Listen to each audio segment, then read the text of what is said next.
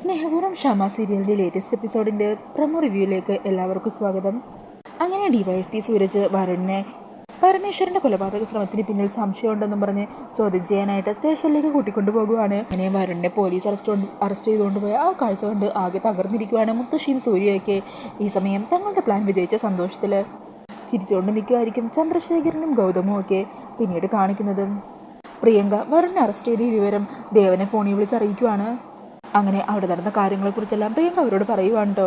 അങ്ങനെ ആ കാര്യങ്ങൾ അറിഞ്ഞ് ഞാൻ വിശ്വസിക്കാനാവാതെ നിൽക്കുവാണ് ദേവൻ. ഈ സമയം യശോദയും മുത്തശ്ശിയൊക്കെ കാര്യം എന്താണെന്ന് തിരക്കുന്നുണ്ട്. ഈ ഒരു സമയത്തായിരിക്കും രാധികയും തിരികെ എത്തുന്നത്.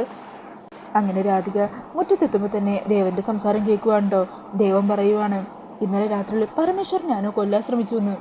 അതിൻ്റെ പേരിൽ പോലീസുകാർക്ക് വരുണിന് സംശയമുണ്ടെന്ന്.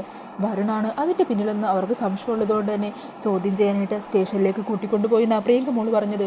അത് കേൾക്കുന്നതും രാധിക അങ്ങ് ഞെട്ടിത്തരിച്ചു പോകുവാണ്. ഈ സമയം ഇതെല്ലാം കേട്ട് അകത്തേക്ക് കയറി വന്ന് രാധിക പറയണേ, അച്ഛൻ പറയുന്നതെല്ലാം ഞാൻ കേട്ടു. ഇല്ലച്ചാ, വരുൺ ഒരിക്കലും അങ്ങനെയൊന്നും ചെയ്യാനായിട്ടാവില്ല. അത് കേൾക്കുന്നതും മുത്തശ്ശിക്ക് ദേഷ്യം കയറുക. മുത്തശ്ശി രാധികയോട് പറയണേ, ഇതിൽ നിന്നോട് ആരെങ്കിലും അഭിപ്രായം ചോദിച്ചോ? പിന്നീട് കാണിക്കുന്നത് സ്റ്റേഷനിൽ ഡിവൈഎസ്പി വരുണിനെ ചോദ്യം ചെയ്തുകൊണ്ടിരിക്കുന്നതാണ്. സൂരജ് പറയണേണ്, ആരും അറിയാതെ അങ്ങനൊരു ഡീല് നടന്നു. അതിന് പിന്നാലെ തന്നെ കണിമംഗലത്തെ പരമേശ്വരന് നേരെ ഇങ്ങനൊരു ആക്രമണം ഉണ്ടായി. അങ്ങനെയുള്ളൊരു സാഹചര്യത്തിൽ വരുണിനെ ഞാൻ സംശയിക്കുന്നതിൽ തെറ്റു പറയാൻ പറ്റുമോ?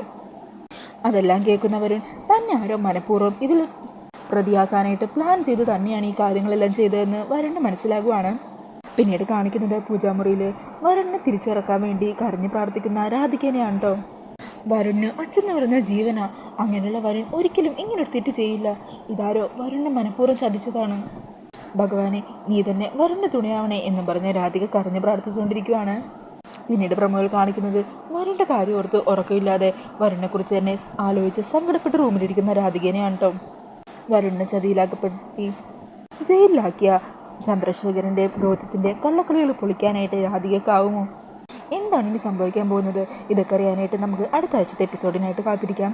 ഈ ഒരു റിവ്യൂ ഇഷ്ടമായിട്ടുണ്ടെങ്കിൽ മറക്കാതെ വീഡിയോ ഒന്ന് ലൈക്ക് ചെയ്യണേ. ഇതുപോലുള്ള കൂടുതൽ റിവ്യൂസിനായിട്ട് ഈ ചാനലൊന്ന് സബ്സ്ക്രൈബ് ചെയ്തും കൂടി സപ്പോർട്ട് ചെയ്യണേ. താങ്ക്